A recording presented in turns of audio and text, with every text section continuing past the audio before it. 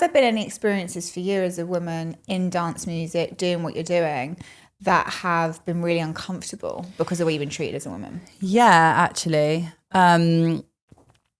So, and this has happened to me, luckily enough, only a couple of times. So I'm going to say 3 times in the last 12 years of doing this job. But I've had a couple of cases interviewing male DJs where they have taken our safe space of conversation just a little bit too far, and them thinking that, you know, as a presenter, part of the role is to make the guest that you're talking to feel comfortable and feel relaxed.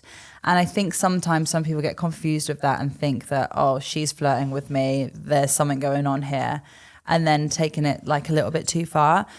So I had two, one of them was very much at the beginning, and I never did anything about it, which I was I was upset with myself for not really just saying anything. But I was very young at that point, and I just kind of thought like it was a very, very, very well-known DJ and I was nobody.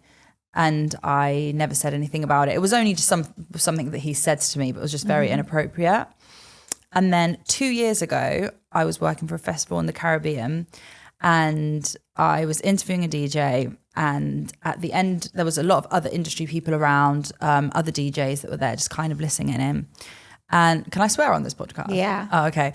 And so at the end of the podcast, the end of the interview, he was on camera, goes, so how many DJs have you fucked after interviewing them? And I just literally just froze, like what, where is that? Like, why? And you were interviewing him. And I was interviewing him.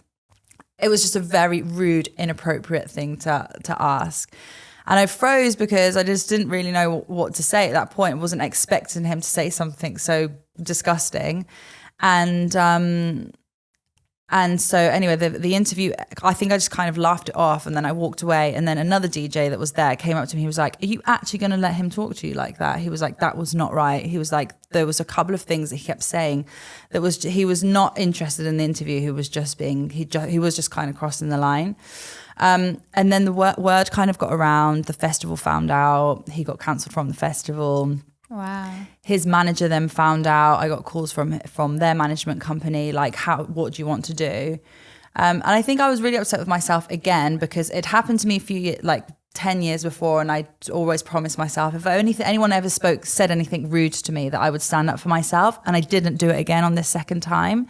So I was really upset with myself that I never did anything. And then eventually I was in Ibiza about 2 weeks after, and I got a call, and he had been kicked out of a club because somebody else that was inside the same club had gone over to him and be like, I heard that you said this and you were like that with Katie, like, we don't want you here. And he got kicked out.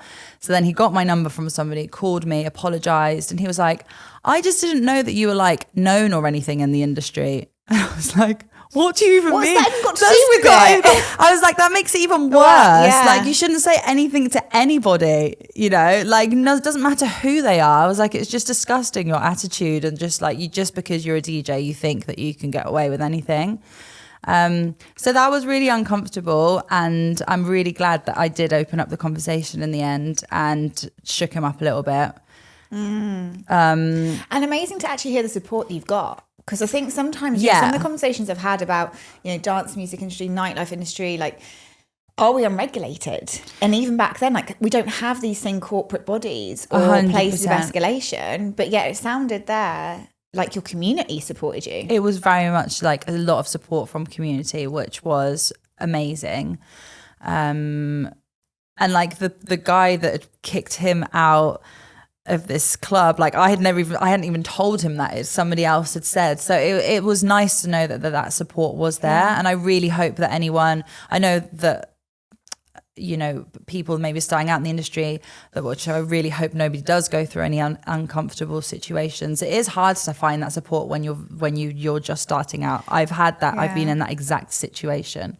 And I think that there is a danger to make men evil in it too, or make absolutely. Like, there are so many allies out there that I've had over the years, like more allies than not. 100%. 100%. I think we need to like note that and know that we're around the same table on this. Well, I had even though I had that whole that support that I did, there were a couple of people in this same context that are not my friends, but males that were like, yeah, but he was just messing, or, just like sticking up for him and trying to make it sound like it was okay. I was like, it's not okay. It's not an okay thing to say. It's just rude. And it's not okay to speak to somebody like that, because I'm doing my job, which is interviewing you and presenting you, and you're just trying to make me feel like that.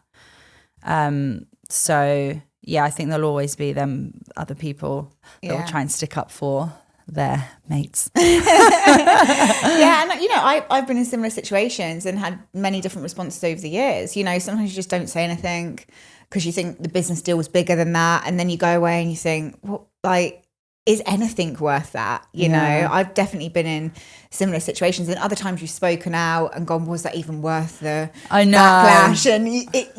I know that's the thing. Analyze yourself. I know that's the thing. I think you just have to do what you feel comfortable with. Yeah. Because I noticed because I was in the same place. I was like, maybe I'm just not going to say anything to anyone just because they're like, no. But the thing is, part of this story as well, another reason why I spoke out about it is because I wasn't the only person that he was rude to. I mean, mine was probably very, very minor compared to some of the other stuff that he'd said to other females during that same festival. Mm-hmm. And so we'd all spoken about it, and we were like, no, this isn't right. Like it was just not right. I think that's such an important point. Whenever I thought, it's not just me. I can let things go water for I don't care. I don't care. I'm just like, it's not going to change my life. I'm not going to be sleepless nights. Whatever it is, what it is, whatever. I can let things go.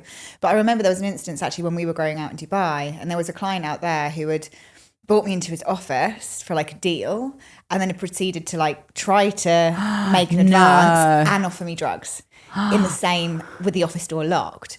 Now, I'm someone who I can handle that situation extremely easily, cut it off, boom. But then what I told my team, right? So like about a couple of days later, I said, look, we need to flag this. We're providing staff here. Like we need to put some levels of safeguarding protection. Let's talk through what we do. And one of my team members that night was working there to embed some of the girls in, and didn't quite let the cogs click. And he did exactly the same thing to her, brought her into the office, and the same thing. And thankfully, we have a very open work environment where there's high levels of trust, high levels of transparency. Like she felt comfortable enough to share, and she shared with us like the next day or a few days later, and obviously felt really mixed and shamed because she was like, I know you told us this. Why did I do it? She had that kind of thing to carry as well. But what we really talked about in that conversation was that it's his character. It's what we're seeing here is a character trait. It's not about, oh, he fancied Sarah or he wanted it. It's who this person is. Yeah. And so the safeguarding had to come from our community. What are we going to do next? And what are we going to put in place next for anyone who may work at that venue? Because we're seeing who this person is as a person. Absolutely. I 100% agree with you. And that's exactly how we felt. The 3 other girls that this happened to, we sat down, we spoke about it. And then obviously, as I said before, I had other people saying to me, like, how are you going to let him speak to you the way he did in that interview? So yeah, I think just talking about it with other people and coming up with a bit of a plan and knowing that you have that support there is always really helpful. And it's scary when it's another country, because I remember speaking to somebody who's like part of the trade body here, and we're doing a panel on the new sexual harassment laws that are being implemented into workplaces, and that's for the UK. But we were talking about different DJs that she'd represented and been part of supporting, who had gone to foreign countries and had this experience there as well. And there you feel totally vulnerable because you're not protected by the laws that you may know and connect with.